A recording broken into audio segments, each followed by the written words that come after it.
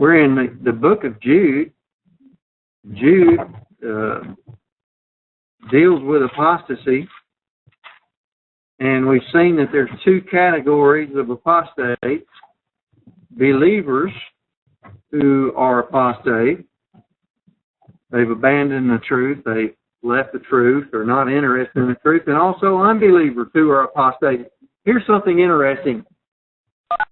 Believers who are apostate lead unbelievers into apostasy. Can you see that?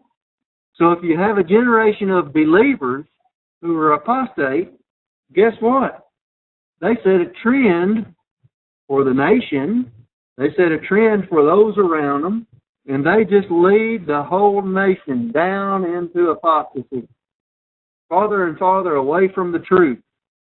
And so we're going to look at Jude verses 14 and 15 tonight. And Jude is going to quote from Enoch. We're going to look at Enoch tonight. I'm going to go ahead and read the verses and we'll talk about it. Verse 14, now Enoch, the seventh from Adam, prophesied about these men, these are the apostates, also saying, behold, the Lord comes with 10,000s of his saints. Verse 15, to execute judgment on all, to convict all who are ungodly among them of all their ungodly deeds, which they have committed in an ungodly way, and of all the harsh things which the ungodly sinners have spoken against him. And so Enoch here is quoted by Jude. Now, here's where we get into a problem. There is a writing called the Book of Enoch, and it is not part of the Bible, of course. You don't have that in your Bible. But some people who want to include that book say, hey, look, Jude quoted from Enoch, therefore the Book of Enoch, it should be in the canon. And so what I want to do is I want to look at some things with you about books that are not necessarily included in the Bible. If you go to a Catholic church, if you go to some of the Methodist churches, you're going to pull a Bible out of the pew, and in between what we have is the Old and New Testament, they're going to have the apocrypha. And they include this in their Bible. And it is heresy. There are only 66 books in the Bible, which you have in your King James Version or most of the other versions. There are 14 books right here that are listed that some want to include in Scripture. And this is, it's blasphemy because in the Apocrypha, there are some principles set forth that are totally contrary to Scripture. I want to give you a few of them. Prayers and offerings for the dead. In Maccabees 12, 41 to 46, this is what it says. It is therefore a holy and wholesome thought to pray for the dead, that they may be loosed from sin. So that if your buddy dies in unbelief and he goes to hell, this is saying in the Apocrypha that you can pray for him and maybe he'll be delivered into heaven because of your prayer. Isn't that amazing? Now the Catholics, they took on this and they said, but you can't pray. You got to come to me, the priest, and I'll pray for your dead friend. And all you've got to do to get me to pray for you is, let me see what you got in your pocket. A shilling. Give me a shilling. Okay? A quart of honey, whatever it was. And I'll pray your buddy out of hell. Isn't that amazing? Let me give you another one. Suicide justified. In 2 Maccabees 14, 41 through 46, it deals with a revolt against the Syrians led by the Maccabean brothers. And they they condoned suicide, and they said it was a noble death. And so we know that that's not the way the good Lord wants you to die. And as a matter of fact, He is the one that controls the time, the manner, and the place of your death. And when you commit suicide, you reject the idea that God has timed it, and you use your volition to override it. Here's another thing that is put forth in the Apocrypha. Atonement and salvation by almsgiving. That means that I want to go ahead and read to you the verse here. Tobias 4:11 says, "For alms, that is giving or offering, deliver from all sin." Isn't that amazing? "And from death, and will not suffer the soul to go in darkness." Boy, if I was a TV preacher, I'd pull that one out every time, wouldn't I? Wouldn't you? Man, that's a good way to milk the congregation. If you want to go to heaven, just write a fat check. And there you go. Also, cruelty to slaves was justified. And some other things that are in the Apocrypha. And so I wanted you to see that right there, because in your lifetime, you're going to see people quote from these books. They're going to say, "But in such and such it says." And you say, "That's not in the Bible. Come on. Where are you getting this? There's 66 books in the Bible. Which one is that?" And they're going to say, "Well, it's in Maccabees." And you say, "Well, that's the Apocrypha. That's totally degenerate. That does not belong in the Bible. It's blasphemy to even try to include that in the Bible." And these books have been gone over and over by scholars, and they have been found to not belong in the canon of Scripture, and so therefore they should not be by us either. So we have the Apocrypha. We're talking about different books here that are not included in the Bible. And here's another classification: pseudepigrapha. And as you see here, false is the first part of this. That in the Greek, that means false, pseudo. And grapho here we have means writing. And so this is absolutely false writing. These books have been found not only to not go in the canon, but to totally contradict what is in the Bible. And they have been labeled as false. And look here, what we have, the book of Enoch. And so people want to say, well, Jude quoted from the book of Enoch. And we'll find out that Enoch didn't write the book, okay? Enoch died way before remember, the flood would have gotten it. Moses was the first recorder of Scripture way down away from Enoch. And so we know that it is totally false to assume that Jude even quoted from this book. So what is it now? I want to give you 2 points. I'm not expecting you to record this. I mainly want to read this to you. There's nothing in the sacred text that identifies the actual origin of Jude's quotation, so we don't know where he got it from, okay? Enoch's original message was from God. It is entirely possible that the prophet Enoch may have been quoted directly by Jude, and so this quotation could have passed down over time. The Jews are great about memorizing things, and so this quote could have been memorized and just quoted by Jude under the guidance of the Spirit. Since the prophecy is not contained in the Old Testament, see, it's not part, he didn't quote from the Old Testament. Notes, Paul once quoted the Lord Jesus, though the quotation he employed is nowhere recorded in the Gospel. And we know that Paul spent 3 years in the desert getting trained by Jesus Christ, but No one else was there to know this. No one can prove, therefore, that Jude's text was taken from the book of Enoch.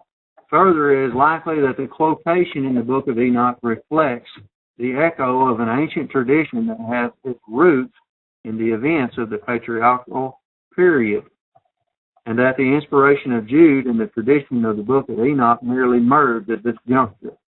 And so this quotation from the prophet Enoch could have just went down through time, and Jude quotes it, and so do they in the book. So point number 2, we're going to realize that we don't need to recognize the book of Enoch as Scripture. Even if Jude quoted from the book of Enoch, that would not establish the inspiration of the latter work. Paul quoted from several Greek writers, Aratus, Menander, I'm not pronouncing it correctly, I know. Also, epitomes, didn't say that right either. Yet no one contends that the apostles' use of these quotes endowed the original classic works with the aura of divine inspiration. And so just because you quote someone does not mean that all they have to say is Scripture, of course. So we've taken care of that. Well, let's go on to this character, Enoch. The first thing I want you to do is turn back to Genesis 5.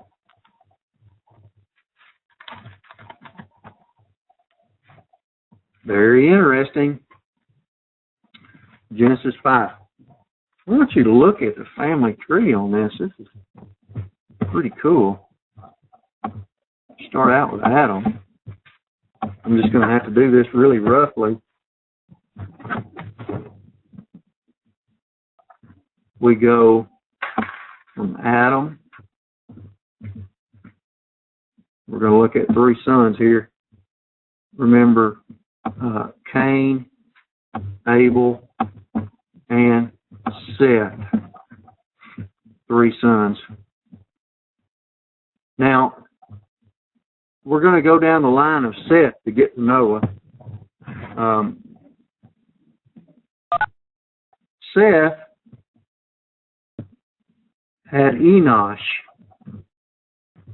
And so we go from Seth here to Enoch. And these people lived a long time. Seth lived 912 years. Isn't that amazing? I wonder, they must not have had arthritis. Because to be 912 years to roll out of the bed in the morning, you know how many things would have had to pop and creak? And man, that would have been tough. But obviously, before the earth tilted on its axis, things were much different here. And so Enoch had Canaan.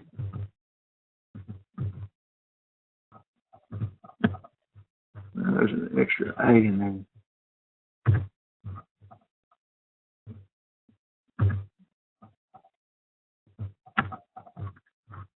Cain lived 910 years.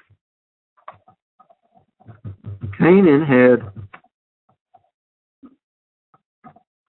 Mahalalel, M-A-H-A-L,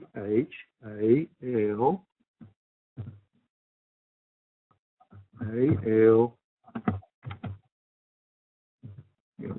that's a mouthful. Mahalalel lived 895 years. I just wonder if they kept getting smarter. I have to believe the longer a man lives, the smarter he gets. He's experienced more. That's what I hope. That's what I hope for my children. Mahalalel lived 895, and Mahalalel had Jared. And Jared lived 962 years, and Jared is Enoch's father. There's old Enoch. Enoch lived 365 years. We're going to find out why He only lived a third of a lifetime on earth. And then we have the oldest person in the Bible. Who is it, Preston? The oldest person ever mentioned in the Bible. Starts with an M. You think you got it? Methuselah. My daughter came out with it. She beat you. Oh, you got thrashed. Let's see if I can spell it right. Methuseleh.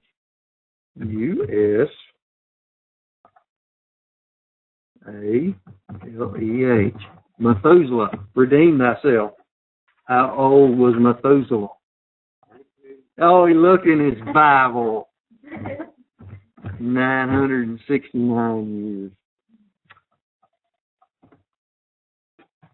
That's Enoch's son. And then we have Lamech. This is Noah's father. And then you have Noah right there. That takes you all the way from Adam down to Noah.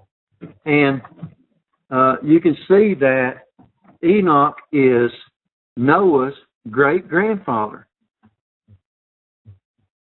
Here's Noah's father, Lamech. Here's Noah's grandfather, Methuselah. And here's Noah's great-grandfather, Enoch. Now, I have an idea. How in the world did Noah become such a faithful believer? How did he have that much faith? There was no Bible. There was no written word. Remember, this is the age of the Gentiles. They lived by the inherent law. It was spoken, passed down from generation to generation by the Father. And we're going to find out why. Because Enoch was a spiritual man. And Enoch was delivered. Let's look at Genesis 5.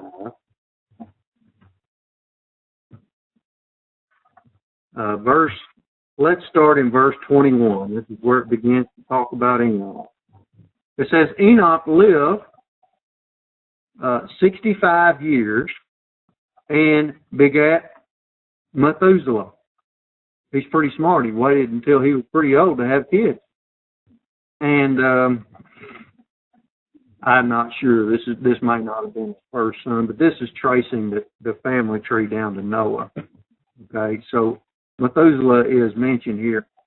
After he begot Methuselah, Enoch walked with God 300 years.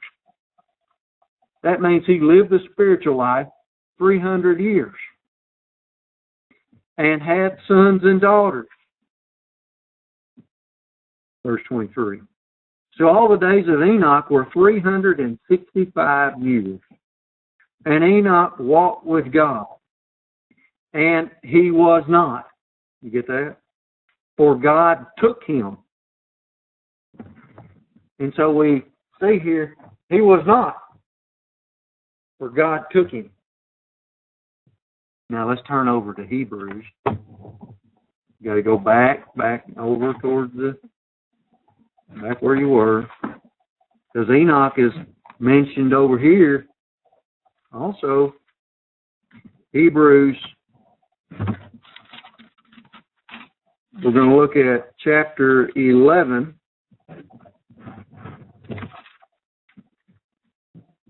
Chapter 11, starting in verse 5.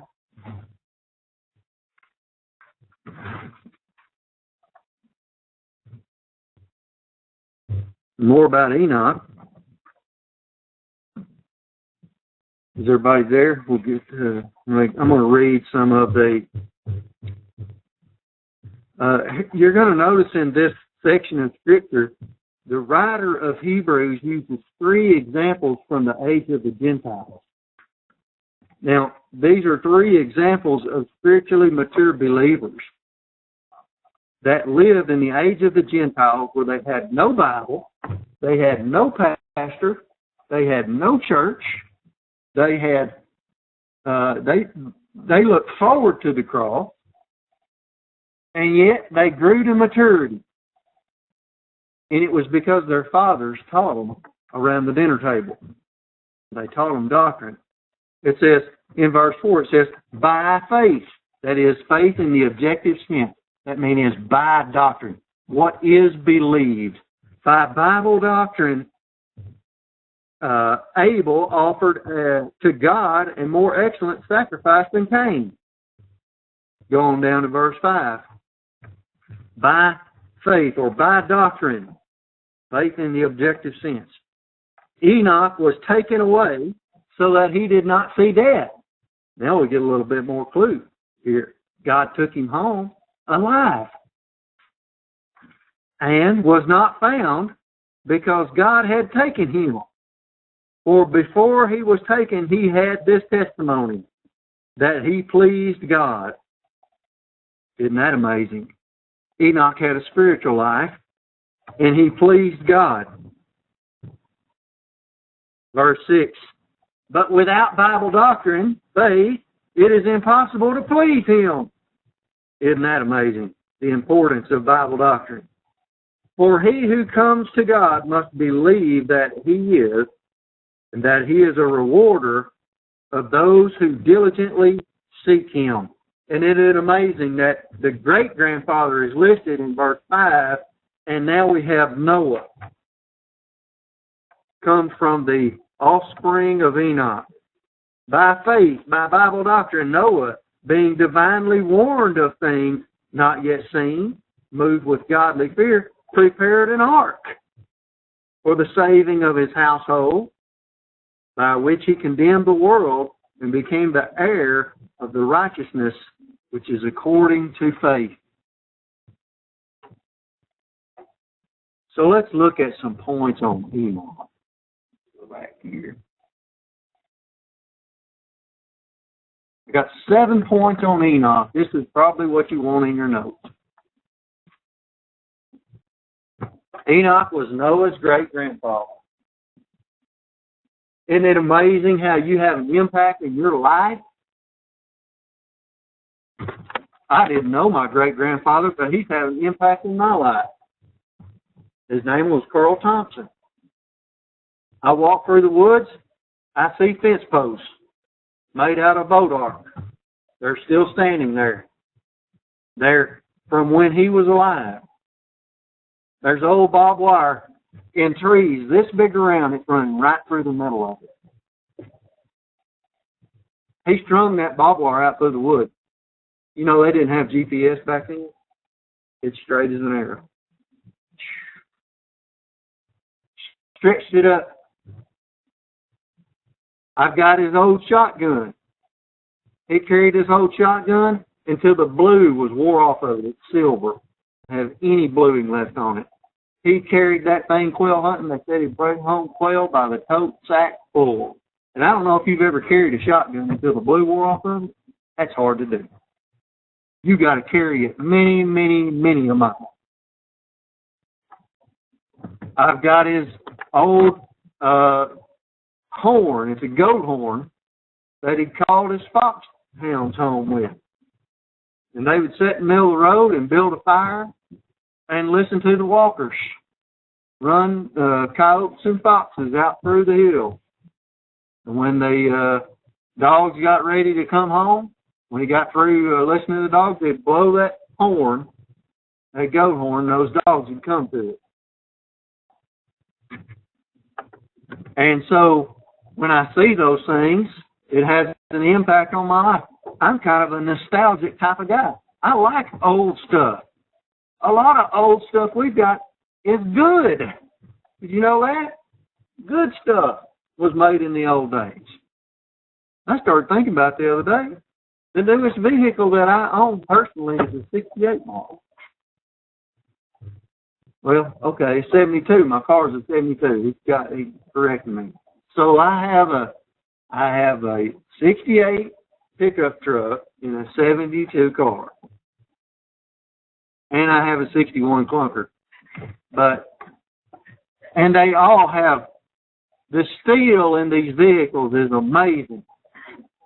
It's not like the beer cans that you're driving around today. It actually has metal. And so nostalgia is good. in some things, okay? When I think about Noah, do you imagine what would happen if your great-grandfather, the story about how your great-grandfather lived, and that your great-grandfather did not die? He didn't die. They didn't have a funeral because your great-grandfather was raptured. And I know Noah heard that story as a child, and he says to himself, I want to be like my great-grandfather. I want to be nostalgic. I want to have a spiritual life. And God used Noah to build the ark, and we're all descendants of Noah and his family. Isn't that amazing? Enoch was a believer. You know this. We also, I'm going to stop right there. We know Enoch was a believer.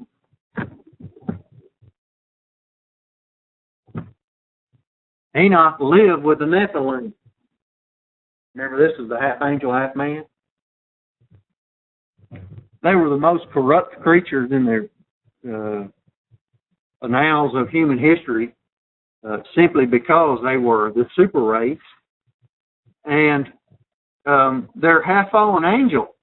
And so their capacity for evil was tremendous. And here's what I like. Enoch rubbed shoulders with these guys every day, and yet he stayed alive. The greatest danger in the life of man was during the time of the Nephilim, because they were very powerful. They were a super race.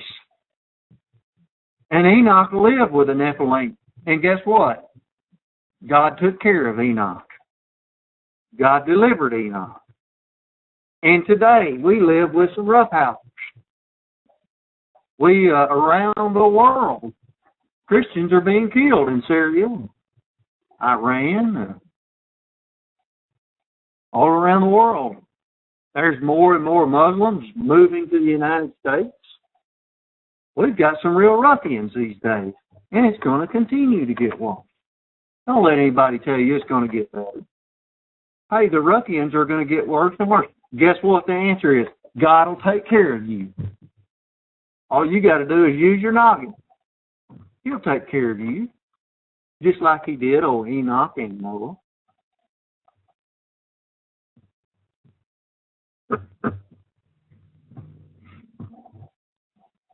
One of my favorite quotes from the Bible. I'm going to put it right up here because I'm thinking about it.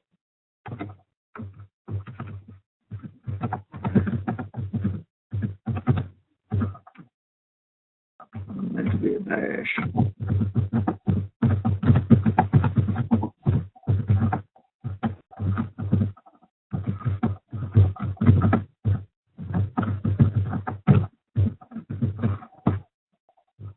And the super race heard the top evangelist of all time. You know what that means? The Nephilim heard Noah preaching for 120 years. The Nephilim, for 120 years, got evangelized by Noah. And guess who responded? No one. Isn't that amazing?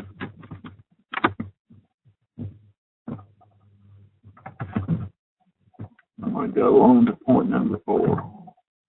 Enoch had a spiritual life. It says he walked with God. It's amazing that in the age of the Gentiles, the spiritual life was different. We know that rebound was included in their spiritual life back then, and even that they sacrificed animals and they had offerings to God. But God didn't. They didn't have a Bible, so God communicated with these people that in the age of the Gentiles, whether it was just a voice, whether it was through angels or dreams or visions, in many different ways. And we see that Enoch had a spiritual life. He walked with God and he sought out God. Enoch was a mature believer because in Hebrews 11 it says, by doctrine Enoch was taken away. we see that he had made it to spiritual maturity, and it may have been possible that Enoch was about to be murdered by the Nephilim. It may have been possible that Enoch was about to die a horrible death, and it just wasn't God's will for him to die that way. Not one of his mature believers. And so we see that Enoch was delivered by doctrine from physical death. This is our passage in Hebrews 11:5.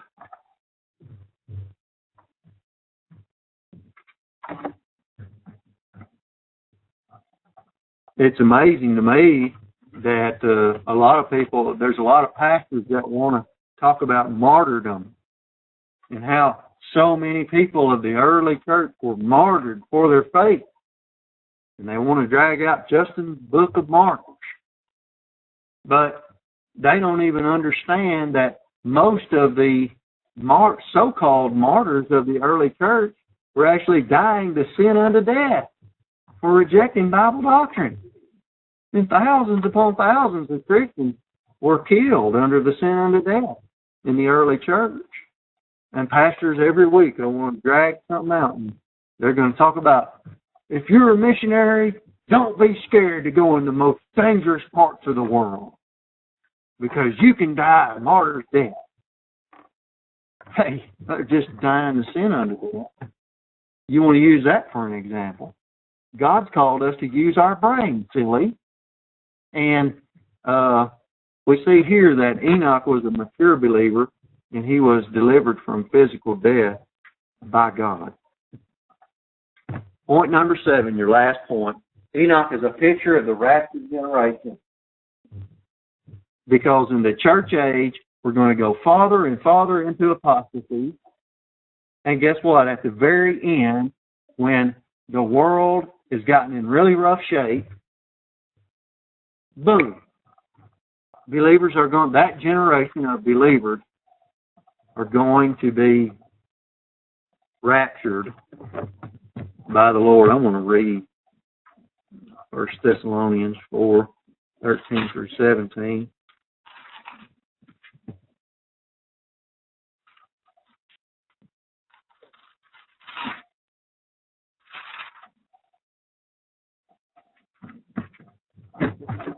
Number one rapture passage, 1 Thessalonians 4:13-17.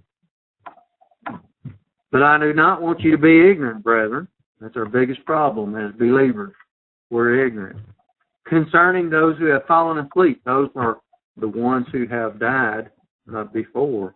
Lest you sorrow as others who have no hope or no confidence, no confident assurance. The unbelievers have no confident assurance about death. The baby believers have no confident assurance about death. But the mature believer does not fear death. He understands death. Verse 14. For if we believe that Jesus died and rose again, even so God will bring with him those who sleep in Jesus.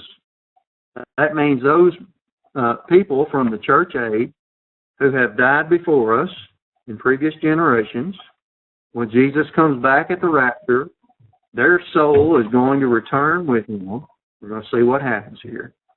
For this we say to you by the word of the Lord, that we who are alive and remain until the coming of the Lord will by no means precede those who are asleep. For the Lord himself will descend from heaven with a shout. I like this. You think it'll be a real sweet shout? Yoo-hoo! No, it's going to be like the roar of a lion. It's going to be a loud shout. It'll be a shout, and it'll say, just like he told Lazarus on out of the grave. He's going to tell those people to be resurrected with a shout, with the voice of an archangel, and with the trumpet of God. And the dead in Christ will rise first. That means their souls will be joined to the resurrection body in one instant. Then we who are alive and remain shall be caught up, harpazo, it means drawn up, together with him in the clouds to meet the Lord in the air. And thus shall we always be with the Lord. Therefore comfort one another with these words. And so there's the rapture generation. There's the mechanics of the rapture.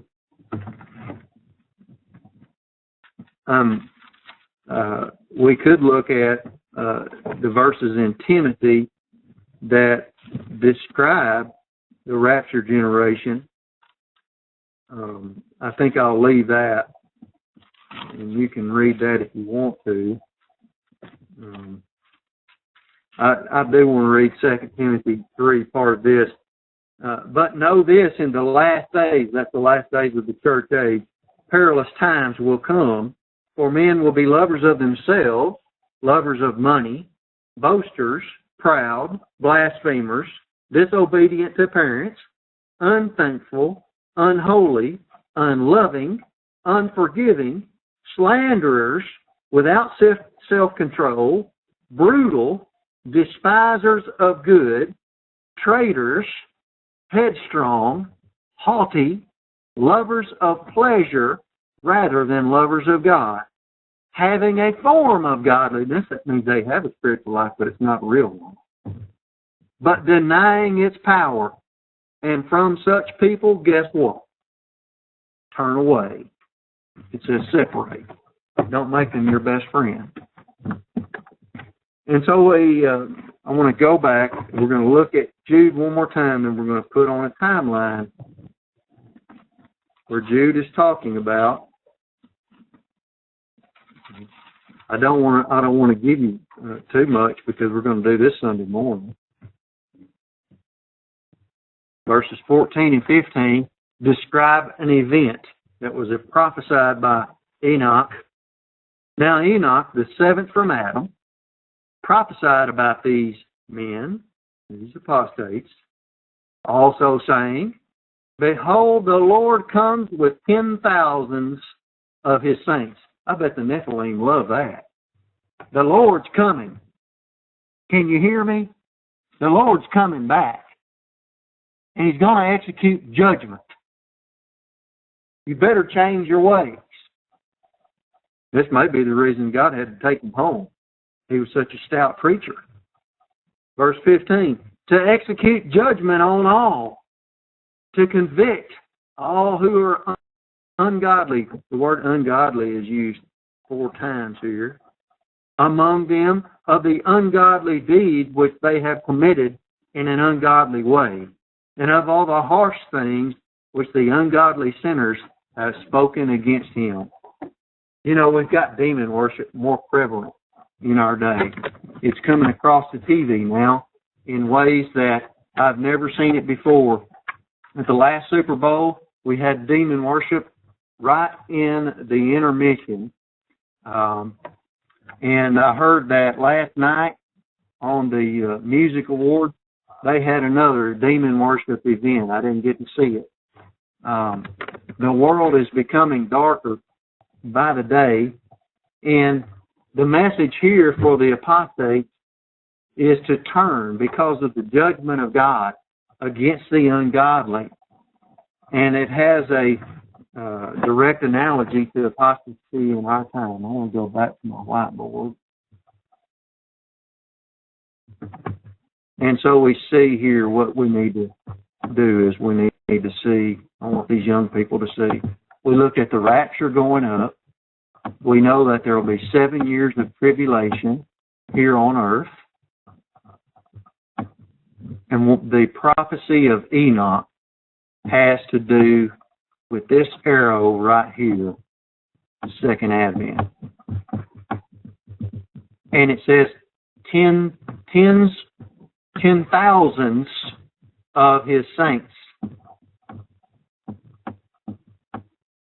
And this is going to be the baptism of fire, where Jesus Christ identifies every unbeliever on earth with hellfire.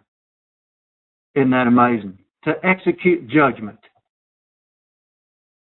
It's also a warning to fallen angels. We're going to find out Sunday morning. We're going to look at that arrow down.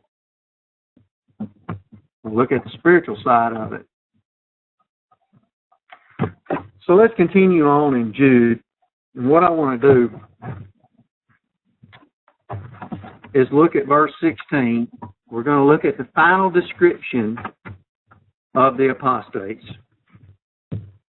These are grumblers, complainers.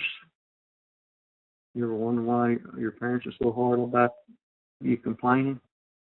I don't want to hear you complain about it. You ever heard about that? Come in, complain about your job? I don't want to hear it. I don't want to hear it.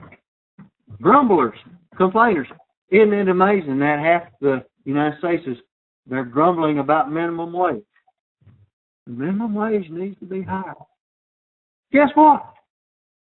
Work your way up. If you can't work your way up, start your own business. Start you a cash business. So get out on the corner and sell something. Do something to make you some money. Do a garage sale. Mow some yards. Rake some leaves. Wax some cars. You can make money. People are just too lazy. They want to sit around and complain. Isn't that amazing? Grumblers, complainers, walking according to their own lust. The lust pattern of the sin nature. And they mouth great swelling words, flattering people to gain advantage. Isn't that amazing? They flatter people. They tell people how nice they are, how beautiful they are, how wonderful they are, to gain advantage. So we need to look at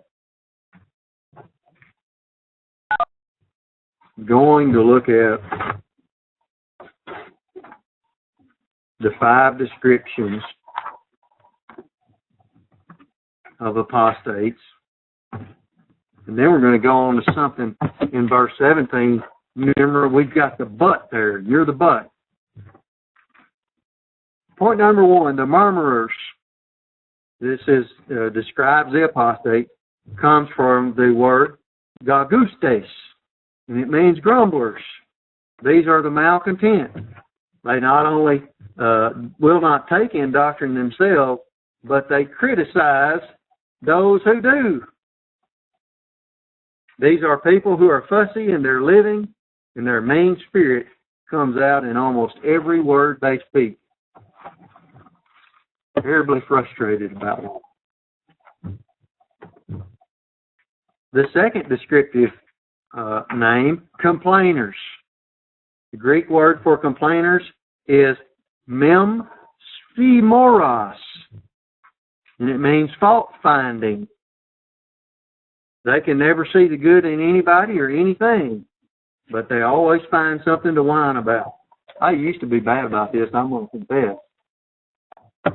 I used to be negative and a fault finder, and that was my job as a carnal person, to find faults, to nitpick. And I found out a relaxed mental attitude is what it takes to deal with any situation in life.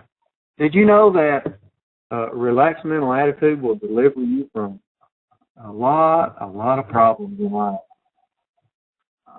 If you believe you're on earth to straighten everybody out, you're going to have a frustrating life. You are. You can't control people. You can't make them for who you want them to be. You can't make them grow up. And so there's a lot of weak believers on earth, and the best thing we can do is give them their right to be weak and smile. And if they ask for help, guess what? You're there. But don't go around nitpicking now. Point number 3, walking after their own lusts.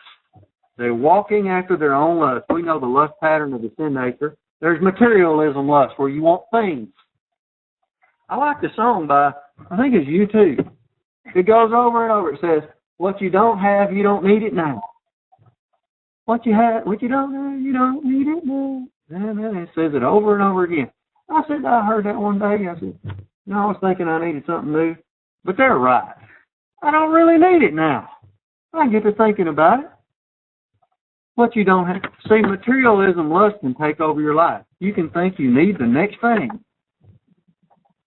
Monetary lust, sexual lust, chemical lust, approbation lust. All of these are part of the lust pattern of the sin nature. And of course, these apostates are walking according to their own lusts. The fourth descriptive phrase, a mouth that speaks evil. The King James, it says, their mouth speaking great swelling words. This is the way Jude expresses their accustomed habits of speech. Speaking is the word laleo, means they talk this way all the time. People always portray what they say they are. Out of the mouth comes the words that give us the picture of the inner character. This is why it's so necessary for the believer to give close attention to every word that is spoken. The words that we speak give to the world a photograph of the inner life. You can see here the apostates have fat heads. It's funny, I get a lot of business from this. The best way I can make money is for somebody to start talking trash about their race car and how fast it is. They will begin to talk trash about how fast their car is and how they're going to outrun somebody. I can outrun him any day of the week. Just tell them, come on, whenever. And they go out to the garage and they look underneath their car and it's a pool of antifreeze. And they think to themselves, uh-oh, I've already talked trash about outrunning Billy Bob, and here my car is broke. And I'm supposed to race him 2 days from now. What am I going to do? I'm going to call Brad. Brad, I got a cracked cylinder head, and I got 2 days to get it fixed. And I said, well, I can stay up and work at night, but it costs more. I don't care. I got to do it. Bring it on. You got a credit card? Yeah. And so I get to make double time because of the fat-headedness of the trash talkers. And so don't ever get into talking trash. The best kind of sportsmanship goes like this. Oh, you'll probably beat me. You know that? And when you do beat somebody, Preston, if you're drag racing, at the drag strip, not like Justin Bieber on the track, on the street. When you beat somebody, beat them by a little bit. Well, don't just outrun them. Beat them by a little bit, and they'll say, oh, I'm going home and work on my car. He just beat me by this much. And the next week, give it a little more throttle and beat them by a little bit again. So you just hold back. You say, oh, man, I just barely got you. So you're running half throttle. You don't have to spend any money.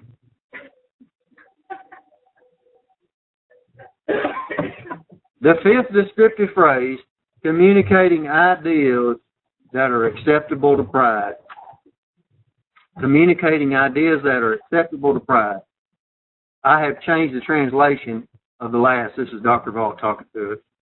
Phrase for it is poorly translated from the King James Version. The word is huper ogos. It means puffed up with ideas. Sin always brings with it pride and jealousy. Pride can be the worst of all sins, for from pride almost every other sin springs.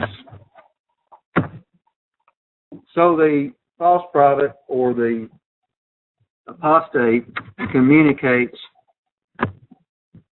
and the hearers respond to his prideful message. Well, next week we're going on to the positive part. We've looked at the negative part of Jude, negative, negative, negative, and now you are the but. the B-U-T in verse 17, and we're going to go on to that next week, and I hope you'll be here with us.